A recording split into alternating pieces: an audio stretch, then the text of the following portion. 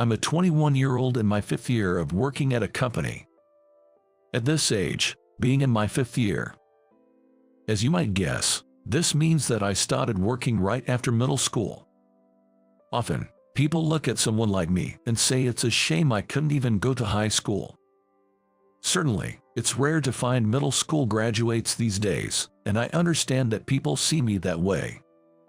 But I've never felt sorry for myself. After all, as the eldest son with a sickly mother and 2 younger brothers, we've always been poor, so I never expected to go to high school from the start. But I thought that was just how things were, and even though we were poor, we were a close-knit family, and I found happiness in that. So, deciding to work after graduating middle school wasn't something anyone told me to do. It was a path I chose for myself, as a matter of course. But my mom, looking sorry, used to say, "Jacob, you don't have to worry about me, you can go to high school. I'll find a way to afford the tuition." But I always said this. "What are you talking about? I just want to start working early. Besides, not everyone has to follow the same path in life, and it's not a time when education is everything. It's fine not to go to high school. I want to try my best on the path I've chosen for myself. It's just that my crossroads came earlier than others." Now, looking back, I think it was quite mature for a 9th grader to say such things. But it wasn't just lip service to comfort my mother. I believe it was the result of my best thinking about how to stay positive and live well with my family, choosing a somewhat unique life path of working after middle school. I can make life brighter by staying positive, no matter the situation. Holding on to that hope, I started working at 15. But my life as a working adult turned out to be different than I expected. I got a job at an advertising agency. When people hear working after middle school, they might imagine physically demanding jobs, but honestly, I wasn't very confident in my physical strength or stamina, so I was desperately looking for a desk job and went to many interviews. I was relieved that this company offered me office work as I hoped, but it turned out my job was apparently the lowest in the company. Officially called general affairs, my tasks were only menial, like making tea, copying, cleaning, and washing dishes, with no involvement in advertising work. But I was a middle school graduate with no part-time job experience. Even the youngest person was over 10 years older than me, clearly marking me as the absolute bottom of the hierarchy. So, of course, I had no complaints about these tasks. It was my first time earning money, and I was somewhat happy just with that. But I started to feel uneasy about my job about a month after I started working. It was around the time I received my first paycheck. I was so happy to see the word salary deposited into my bank account for the first time that I went to work feeling thrilled. Though my main tasks were still making tea and cleaning, I strongly felt that I was contributing to someone and that it was reflected in the form of money. "Jacob, you seem to be in a good mood."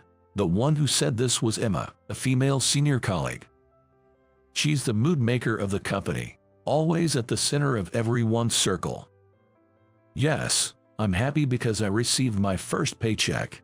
When I shared my feelings with a silly, relaxed smile, Emma said, "That's great. Your hard work is noticed by everyone, so keep it up." "Yes, thank you very much." I had never been praised out loud like that, so I became even happier. Although I hadn't really bonded with my colleagues due to the age difference, that moment made me feel motivated to keep working hard to gain their recognition. "Then, could you quickly make copies of this? Also, could you go to the stationery store to buy these, and while you're at it, stop by the convenience store?" As I was taking notes on the tasks Emma asked me to do, other employees also started making requests. "Yes, I am useful to everyone. I'm doing my job as a working adult," I thought, feeling over the moon. But, still young and naive, I was completely oblivious to my superior's true feelings. When 6 p.m. rolled around, as usual, I was told I could leave. Eager to buy a cake for my family, with my first paycheck, I accidentally left my phone on the desk and went back to the office after leaving. But the moment I opened the door, I felt I shouldn't have, because they were gossiping about me inside. Jacob, today was just too funny. I had to try so hard not to laugh. It was Emma who said that. I couldn't recall doing anything funny, so I was anxious and confused about what they meant. But the other employees seemed to understand right away, nodding in agreement. Even though I knew eavesdropping was wrong, I couldn't resist my curiosity about the continuation of their conversation and couldn't bring myself to move. Then, I heard a series of shocking words that hit me hard. Showing off about tasks anyone can do. Do you have any other work I can do? Haha. As if we'd trust someone like you with any real work. A worthless middle school dropout who ran away from studying.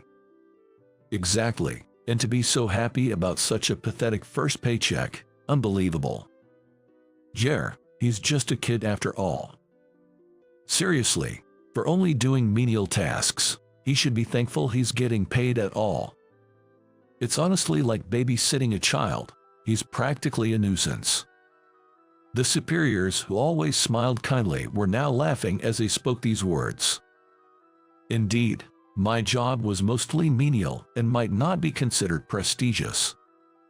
But I thought I was doing my best and was somewhat helpful. However, it was all just my misconception.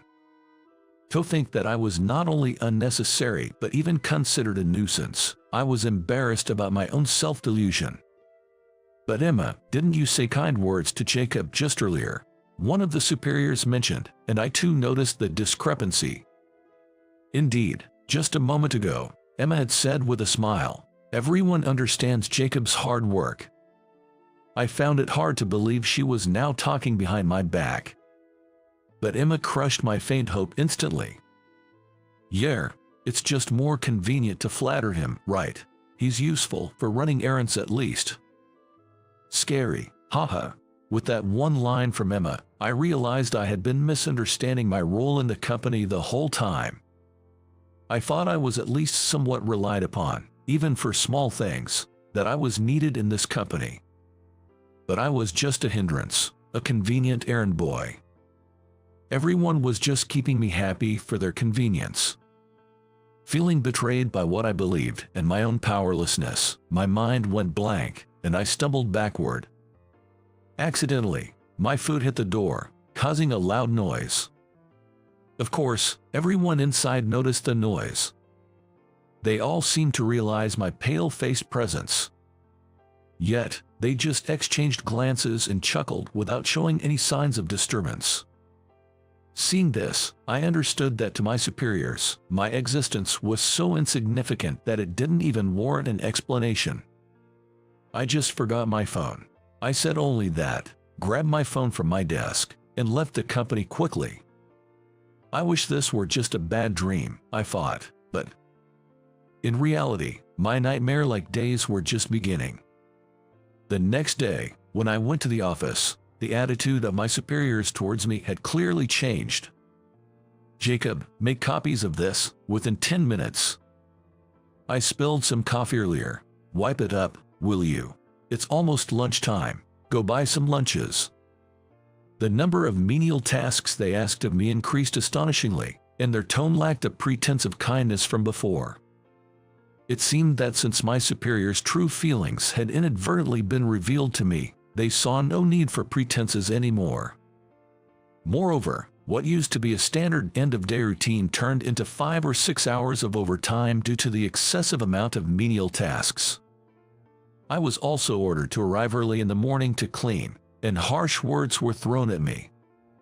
The physical and mental toll was immense, and I thought of quitting many times.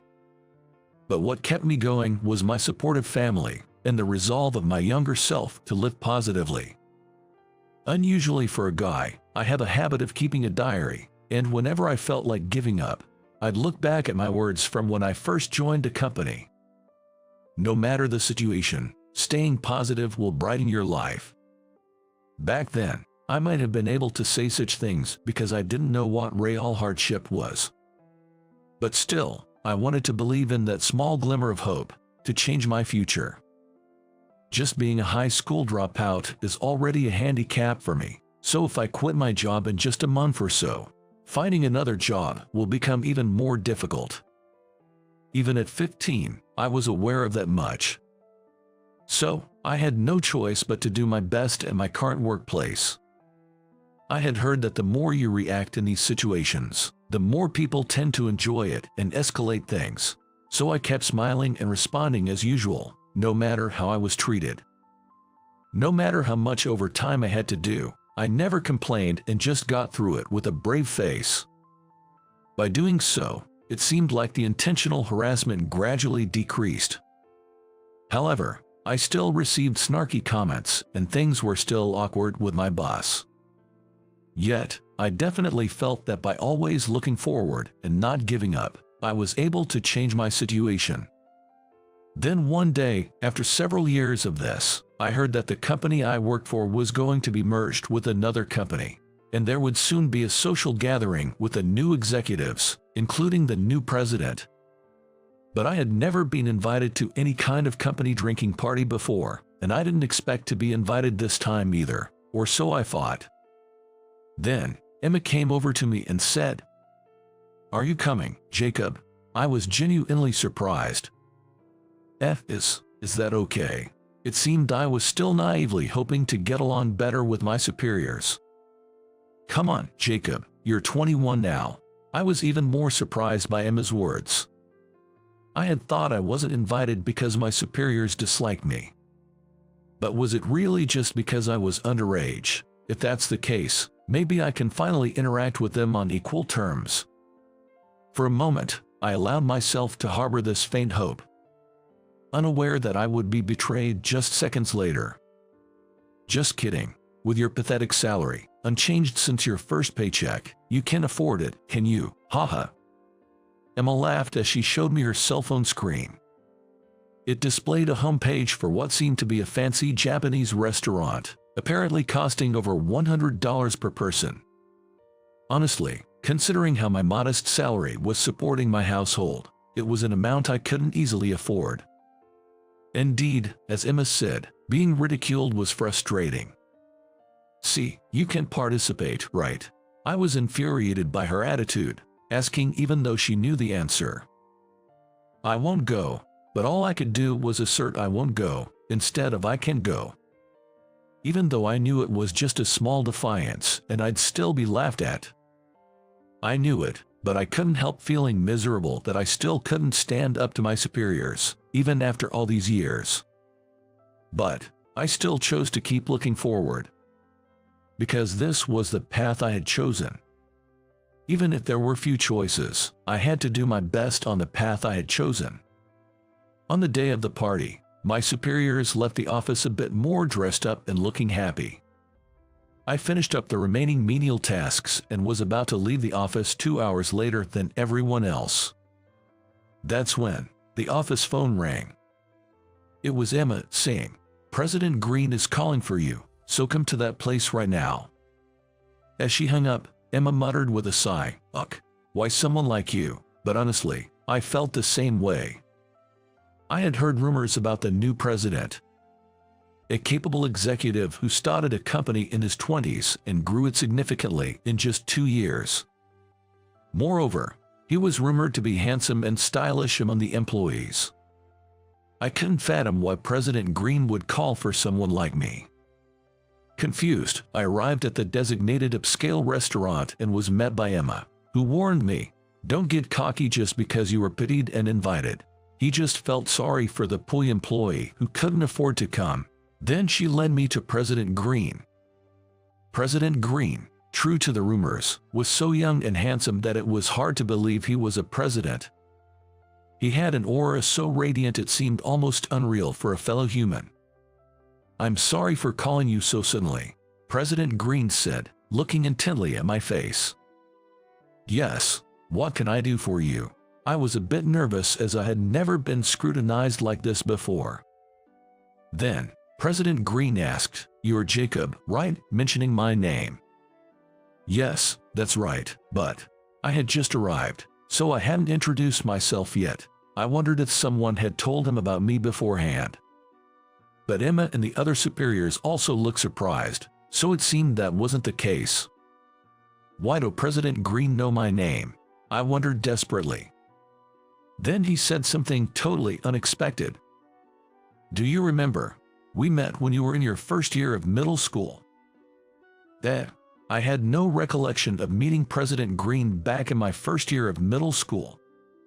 Sorry, I don't remember, I admitted honestly. Then, President Green began to recount the time we supposedly met. I was originally studying to become a teacher at a university. I met you during my teaching practice. Really? The fact that the current president of a company had been studying to be a teacher years ago was a surprise to me and my superiors. At the same time, I remembered that a student teacher had come to my class when I was in the first year of middle school. His name was Mr. Green. When I asked, remembering, President Green nodded. In the winter of my first year in middle school, I began to think about my future for the first time. It was when I realized I wouldn't be able to go to high school during a career survey. Though I had a hunch, I hesitated to submit a different survey form from everyone else and kept saying I forgot it for weeks. It was Mr. Green who noticed my discomfort. I know what I should write here, but I'm scared to be different from everyone else. Perhaps because he was neither a parent nor my regular teacher, I was able to express my true feelings. And Mr. Green said to me, I see, yeah, it's scary. You've been walking the same path as everyone else in elementary school. But life, even though it seems similar, everyone walks a different path, right? Look, everyone has different parents, strengths, weaknesses, and even their club activities are different. In fact, none of my classmates from middle school are the same now. No one walks the same path. So, there's no need to be scared. You're just facing your crossroads a bit earlier than others. It might not be as scary as you think. Those words resonated deeply with me at the time and removed all the anxiety I had about choosing to work after middle school. It's thanks to him that I've been able to live positively despite my tough circumstances. Thank you so much for that time. As I quickly expressed my gratitude, President Green said something unexpected. No, I should be the one thanking you. I was just following the path laid out for me, as both my parents were teachers. But seeing you, so young, confronting your life choices, made me question if I was really doing what I wanted. That realization led me to my true calling, and to where I am now. Your presence allowed me to find the path I should truly follow. Thank you, really. President Green said this. The executives around us, including Emma, were all visibly shocked. If it weren't for Mr. Green's words back then, I think my spirit would have been broken by now. Thinking about it, that encounter was truly significant for me. It was incredibly moving to know that he also cherished our meeting. Jacob, the path you chose and the path I chose have intersected. I'm truly happy about that. Let's work hard together from now on. With that, President Green and I shook hands, and from the next month, my work environment completely changed. President Green, with his background in education, paid special attention to preventing bullying among subordinates. Thanks to his approach, teamwork improved rapidly, and I, who had been stuck doing menial tasks for nearly 5 years, was finally accepted as a member of the team. And by working together towards the same goal, they probably developed a sense of camaraderie toward me, and before I knew it, none of them had any sarcasm towards me anymore. Of course, Emma too. I was amazed at how much difference a great leader could make. Now, I truly find fulfillment in my work and enjoy every day. It's all thanks to President Green's help, twice. I'm truly glad that I never gave up and always looked forward. I'll keep believing in the path I've chosen. And one day, I hope to become someone like President Green. If someone collapses in front of me, I want to be the kind of person who doesn't hesitate to help, especially if it's a child. One day, I helped a girl who collapsed in front of me, and because of that, I missed an important business meeting. I called the company to explain the situation. My boss, Kyle, said something utterly unacceptable, which made me angry. I openly objected, then it led to my dismissal. But the person who came to my aid in this situation was unexpected. My name is Ethan. I'm a 48-year-old salesman, dedicated to sales ever since I graduated from college. Though sales can be tough, I've always liked feeling helpful to others. I worked in sales for over 20 years at a small local electronics store in Nebraska, but it had to close due to aging and declining birth rates in the area. I'm truly sorry, everyone. Please forgive my incompetence. I'll do my best to find new job opportunities for you all. I couldn't blame Mr. Harrison, as he tearfully apologized to the staff. It's the changing times, and sometimes, no matter how hard you try in sales, it's not enough. Many customers expressed their regret about the store closing. Ethan, you've helped us with everything. It's sad that the store is closing, and I'll miss you too. I'm glad to hear that. I've always appreciated how much Grace cared for me since I started working here. I'll be sad to leave, but I'll do my best in a new place. I'll write to you. On the last day, I said goodbye to Grace, a loyal customer who had always been very kind to me. Grace was a refined lady who had always been very fond of me. Thank you. I'll be looking forward to it. Take care and work hard, but don't overdo it. I'd be happy if you could visit when you're back in town. Of course, I will. I'll let you know when I'm visiting. And so, I started a new chapter in my life. Being single, I just need to take care of myself. I gave the reemployment opportunity that Mr. Harrison found to a colleague with a family, and I moved to a neighboring town on my own. It's been about half a year since I started working at my current company. My previous company was very homely, with hardly any issues in human relations, but my current boss, Kyle, has been a source of stress. Hey, Ethan, when will you have the estimate ready? I'm sorry, Kyle. I got a call from a client and haven't started on it yet. I explained and apologized. Besides, there were still 4 days left until the deadline he had requested. There's still time until the deadline, and you said it wasn't urgent, so I prioritized a client's needs. Kyle seemed displeased with my addition. Even so, it's common sense to do the work you're asked to do quickly, right? And the client you're talking about doesn't even bring in much revenue. This is why I find Kyle stressful. He only sees customers in terms of money and changes his attitude based on how much they spend. I understand that a company is not a charity and needs sales to survive. But I can't imagine blatantly changing my attitude based on a customer's spending. Even so, they are important customers. Though their current spending may be small, they could become more significant in the future. If you can't understand which clients to prioritize, you're useless. Forget it. I'll have someone else do it.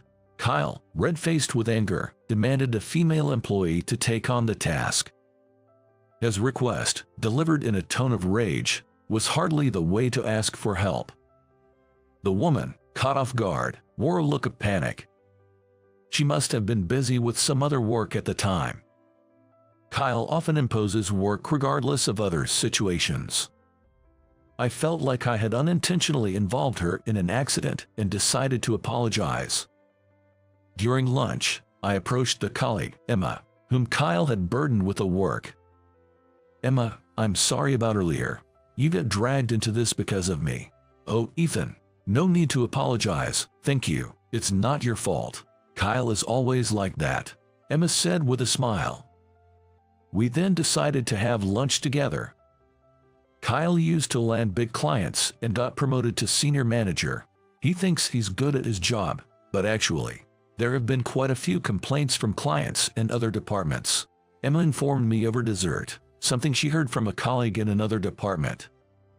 The truth is, even as a senior manager, he doesn't have that much power in the company. But I think people find him intimidating due to his usual domineering approach. Besides, like it or not, Kyle's assessment as our boss matters. That's why there's this atmosphere where it's hard to go against him. With his attitude, it's no surprise he gets complaints. It would be more surprising if he didn't, I remarked. Exactly. Kyle always sucks up to those higher up than him. Maybe that's why his behavior doesn't reach the top. It's a problematic situation. Emma and I sighed, encouraging each other to maintain a safe distance from Kyle and get through this. Then, one day, a company I had been handling approached me with a significant business deal. It was the same company Kyle had dismissed as not profitable. However, this time, the deal involved a substantial amount, and upon hearing this, Kyle, with a smirk, announced he would join the negotiations. Listen up. As your boss, I'll be there too. Make sure everything is prepared perfectly. This could be a big win for us. He was suddenly interested, even though he had previously said they weren't worth the effort. I was extremely annoyed by Kyle's about-face. Still, remembering the client's request for me, I tried to focus and shift my mindset. Emma helped me prepare the materials. Of course, Kyle did nothing. Just barking orders without lifting a finger. He would probably take the credit and report it happily to the higher-ups. Kyle had a history of stealing subordinates' achievements for himself. But believing someone was watching and appreciating my efforts, I had no choice but to do it. Finally, the day of the presentation arrived. I woke up early in the morning, prepared, and left the house 30 minutes earlier than usual. It was a pleasant day for a walk, not too hot, with a nice breeze. I decided to walk the distance of one bus stop. At the crosswalk, I waited for the red light to turn green. As I waited, I started walking as soon as it did. At that moment, a young elementary school girl walking ahead suddenly collapsed, as if crumpling to the ground. Shocked, I rushed to her side. "Hey, young lady, are you okay?" I called out, checking for a response. The girl was motionless, her face pale. I gently lifted her eyelid, apologizing, and side was completely white. She might have fainted. I looked at the signal, noticing the green light was flashing. Staying in the crosswalk was dangerous. I picked up the girl and carried her back to the sidewalk. "Are you okay? Can I help with anything?" A woman on her way to work offered assistance, and I thanked her as she helped me lay my jacket on the ground. I gently laid the girl on top of it. While I was considering whether to call an ambulance, the woman spoke to me. "This child seems to be prone to fainting. Look, there's information on the back of her charm." She showed me the back of a charm hanging around the girl's neck. It detailed the girl's condition, a plea for help if needed, and contact information for her mother and a mobile number. "That's true, thank you. I'll call her mom right away," I said. "Could I ask you to take over? I'm running late for work, I'm sorry." The woman who had helped with the first aid apologized, looking regretful. "It's fine, please go ahead. I really appreciate your help, thank you." While repeatedly expressing her gratitude, the woman hurried off towards the station, and I, looking at the girl's charm, called the mobile number listed under mother. After a few rings, a woman answered. "Hello, this is Jennifer speaking." "Hello, I'm sorry for calling out of the blue. My name is Ethan. I'm with your daughter, who seems to have fainted at the crosswalk." As I explained, Jennifer sounded panicked. "What, really, Ethan? Are you with her right now?" "Yes, there was another woman here just now, but I'm with her at the moment. Should I call an ambulance?" "I haven't called one yet because I wanted to speak with you first." I had debated whether to call an ambulance or her mother first, but decided to contact her mother initially. "No need for an ambulance, thank you. Where are you now?" "I think I'm not far from there. I'll come right away." I described the location to Jennifer. It seemed to be really close to their home. "I know where that is. I'll be right there. Can you please stay with my daughter a little longer?" I could hear the bustle as she prepared to leave. She sounded apologetic. "Of course, it's okay. Please take your time and be careful on your way here." She thanked me several times before we hung up. Sighing, I decided to call my office. Actually, I had left home early, but since I've been assisting the girl who collapsed, I've run out of time. Even if I hurry now, I won't make it to the office by the start of the workday. And it's likely that I won't make it in time for the presentation with the client either. Hello, good morning.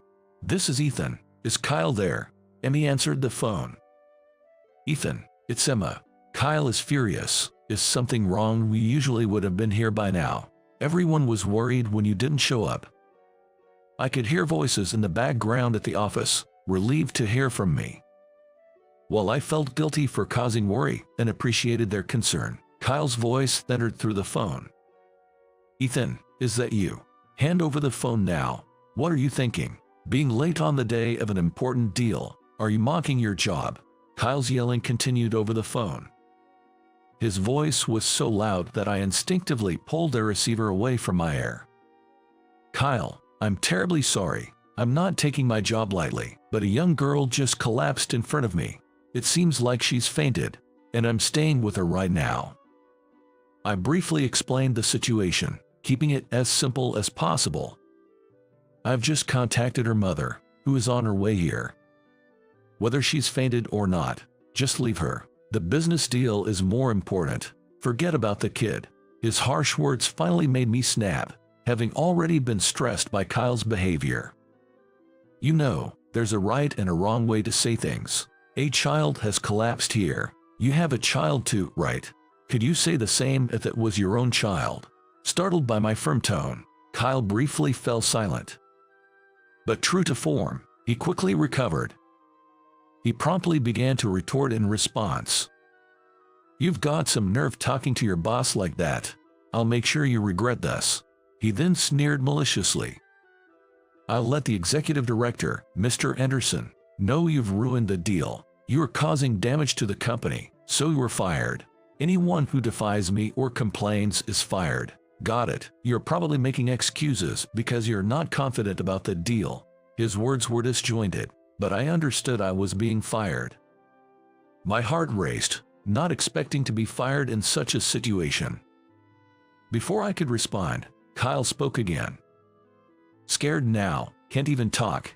Don't bother coming back. You're disqualified as a salesperson. You're fired, bye. Kyle hung up the phone with a loud laugh. I must have been a bit dazed, wondering what to do next. Suddenly, someone spoke from behind me, making me jump in surprise. Excuse me, was today an important business meeting for you? I turned to see a woman with a face as pale as a girl's.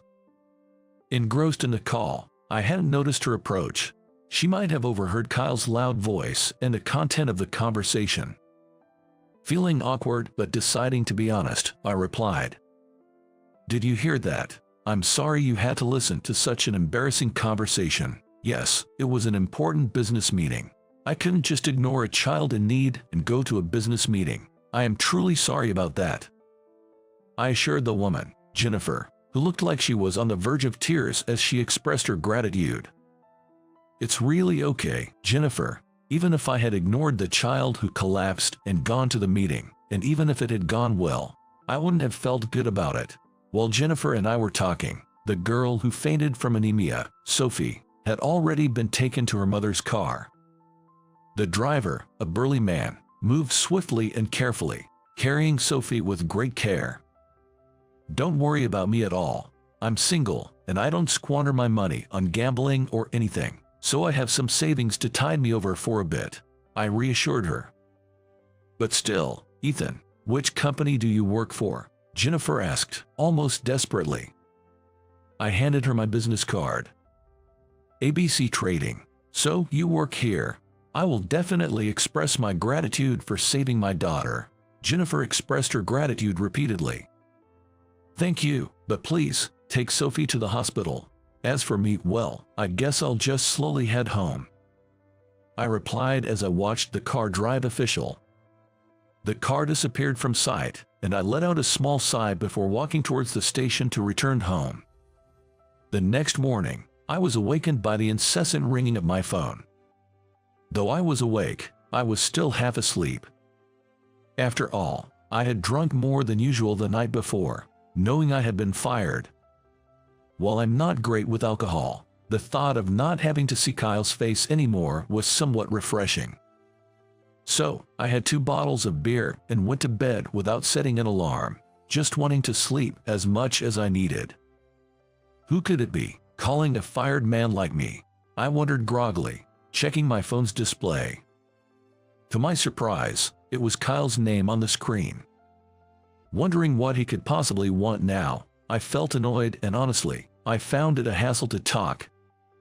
Deciding to be true to my feelings, I ignored the call on my cell phone. Once the call ended, I quickly set my phone to silent and went to take a bath. After getting out of the bath, I checked my phone again and was surprised. I found about 30 missed calls from Kyle and around 20 from the office. My phone was almost out of charge, so I hurried to plug it in. The moment I picked it up, another call from Kyle came through, and this time I decided to answer, not wanting any more calls. I was done with the constant ringing. "Hello, what do you want with a fired man?" I answered, expecting it to be about some formalities. I thought Kyle would either yell or speak arrogantly. But his tone was different this time. "Ethan, I'm sorry to ask, but can you come to the office right now?" I was so surprised that I couldn't find my voice at first. Impatient with my silence, Kyle spoke faster. "Are you listening? If you can hear me, get to the office now." His usual attitude snapped me back to reality. "Is this about the paperwork?" Kyle seemed to explode in frustration. "No, the client you stood up yesterday is here at the office. They're saying they won't leave until they see you. Just come quickly." With that, he hung up. I genuinely felt sorry for having missed a business meeting yesterday. The fact that there were calls not just from Kyle, but also from the company, suggested that it had become a big issue at the office. With a sense of resolve, I got ready and decided to head to the company I had been fired from. As I was walking on the sidewalk, a sleek black luxury car smoothly pulled up beside me. "Ethan, thank goodness, I was afraid we'd miss each other. Please, get in." I turned in surprise to the voice calling my name and saw Jennifer from yesterday. "Jennifer, oh hello, what a surprise. How's Sophie doing?" I asked about Sophie, and Jennifer nodded happily, indicating she was doing well. "Yes, she's all better now. Oh, the light's changing. Please get in." "What? Get in? Into the car?" "Yes, come on, quickly." In a hurry, Jennifer urged me to get in, and I got into the back seat of the car. Since I was already in, I decided to ask her to drop me off at the nearest station. When I looked at the driver's seat, it was the same driver who had carried Sophie yesterday. Our eyes met in the rearview mirror, and as I nodded slightly in acknowledgement, the driver returned the gesture with a friendly smile. "Could you please drop me off at the nearest station? I'll take my leave from there." I apologized for getting in the car so suddenly. "Don't mention it. It was me who asked you to hurry. I'll take you to the office, don't worry."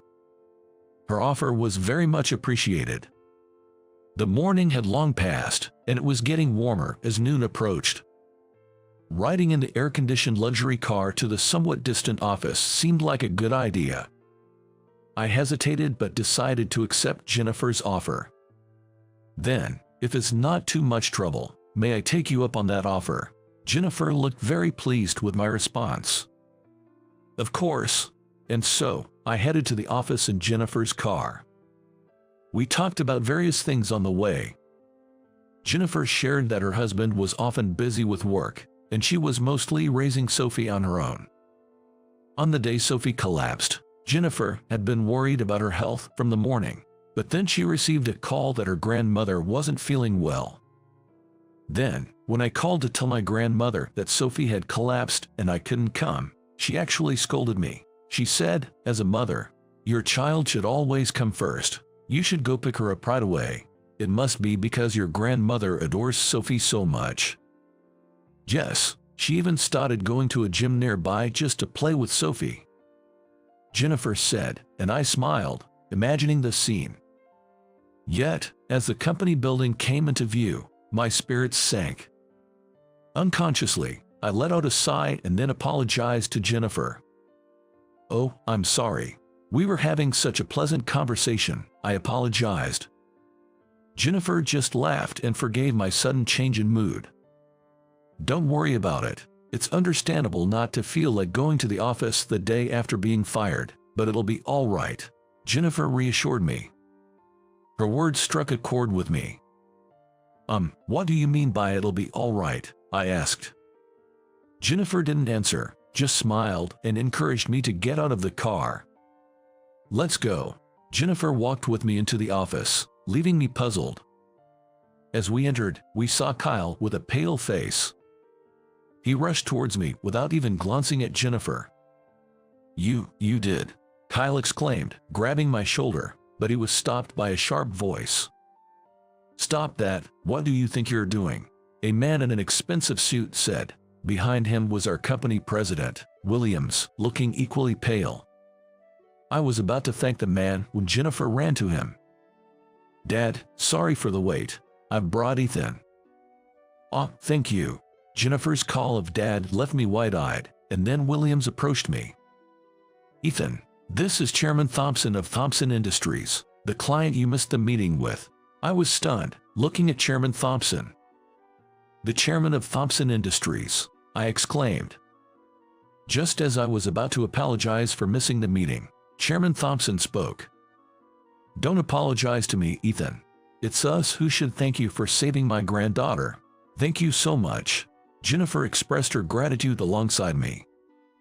It was unbelievable that Jennifer was Mr. Thompson's daughter and Sophie was his granddaughter. Stunned by the revelation, I quickly came to my senses and addressed Mr. Thompson. "There's no need for that, sir. What I did was just a human response. However, I do regret not being able to attend the business meeting." Mr. Thompson, looking at me, had a gentle expression. "Sophie is my precious granddaughter, and I am always worried about her health. I am so grateful for your kindness in helping her." Though Mr. Thompson spoke kindly, his expression turned stern as he addressed Kyle. "My daughter called me in tears. After hearing about your harsh words towards Ethan, who helped Sophie, I was disgusted. You called him unfit as a salesman for missing the meeting, didn't you?" Under Mr. Thompson's sharp gaze, Kyle stood rigid and pale. Sweating profusely, he began to stammer out a response. It was an important meeting with Thompson Industries, and abandoning it seemed irresponsible. Really, and leaving a child who has collapsed is responsible as a human being, Mr. Thompson retorted, leaving Kyle speechless. If Ethan hadn't been there, Sophie could have been hit by a car or worse. Mr. Williams, the company president, started to apologize, his face pale as well. "I am truly sorry for this incident," Mr. Williams apologized earnestly. Mr. Thompson responded with an even more stern look. "Mr. Williams, this isn't just about my granddaughter's incident. Are you aware of how your employees behave towards clients?" "I'm not sure what you mean," Mr. Williams inquired in a weak voice. Sighing, Mr. Thompson continued. "It seems you're unaware of how poorly Kyle is perceived, not just at our company but at others too. I did some asking around after this incident." With a surprised expression, Mr. Williams looked at Kyle. I couldn't help but feel exasperated at Mr. Williams's reaction. Kyle was adept at ingratiating himself with those in higher positions. Mr. Williams, being one of them, probably had no idea about Kyle's true nature. Kyle seems to be rather full of himself, with his condescending speech and arrogant behavior. I didn't hear a single good thing about him. Kyle was trembling so much he looked as though he might collapse. "Kyle, what on earth were you thinking?" Mr. Williams scolded Kyle. However, it was Mr. Thompson who firmly interjected. "You're the president. Before getting angry at him, reflect on your own role as a leader." Mr. Williams shriveled. Seeing Mr. Williams's demeanor, Mr. Thompson sighed and spoke calmly. "I understand it's not usually appropriate to interfere in a client's personal matters. However, I must speak up this time. Mr. Williams, could you consider rescinding Ethan's termination?" "What?" I exclaimed in surprise. "Don't be surprised, Ethan. You're a well-regarded salesman, the complete opposite of Kyle. Everyone says you're always kind, smiling, and supportive. I felt tears welling up, moved by his words. I was overwhelmed with emotion and had to hold back tears. It was a genuinely happy moment for me. The fact that my efforts to help others had been recognized filled me with deep gratitude and joy. You're a true salesman, and we want you to continue handling our account. You have a kind heart, and it would be a waste to lose you here, unlike someone else. At that, Kyle finally collapsed to his knees. Since we were talking at the company's entrance, I noticed a crowd had gathered around us. However, the fact that not a single person offered Kyle any assistance was a clear indication of his lack of popularity and respect among his colleagues. A few employees, prompted by Mr. Williams, helped Kyle up and led him away. I'll take responsibility for this matter, Mr. Thompson. Ethan won't be fired, and I'll conduct a thorough investigation into Kyle's behavior. Mr. Williams promised. Thank you very much. I appreciate your cooperation. After the conversation at the entrance concluded, I went outside to see off Mr. Thompson and Jennifer. Thank you so much, Mr. Thompson. You've been incredibly supportive. I believe Mr. Williams will handle things properly from now on, and the company will improve, I said, expressing my gratitude. Mr. Thompson patted my shoulder with a smile, encouraging me. As I said, Ethan, you are a lifesaver for Sophie, my precious granddaughter. Whatever you need, I'm here to help. Not just that, Ethan is an excellent salesman, Jennifer added. My father also started as a salesman and worked his way up. He loves people who have the right spirit. Mr. Thompson smiled bashfully at Jennifer's words. Seeing their smiles, I couldn't help but smile myself. Thank you. I'll continue to do my best, never giving up on being helpful in sales, I said.